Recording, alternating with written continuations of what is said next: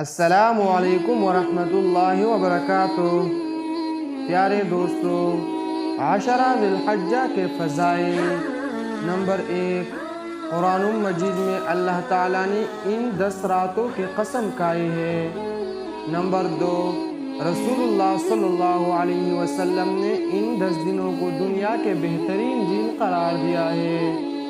Number 3، عشرہ ذی الحجہ میں یوم عرفات بھی ہے۔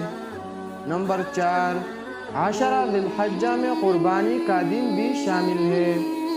نمبر 5، عشرہ ذی الحجہ میں نماز، روزہ، صدقات، قربانی اور حج جیسی بڑی عبادتیں جمع ہو جاتی ہیں، اور عبادات کا ایسا حسین اجتماع سال کے بقیہ ایام میں نہیں ہوتا۔ اللہ رب العزت ان مبارک ایام کی قدردانی کی ہمیں توفیق عطا فرمائے۔ جزاکم اللہ۔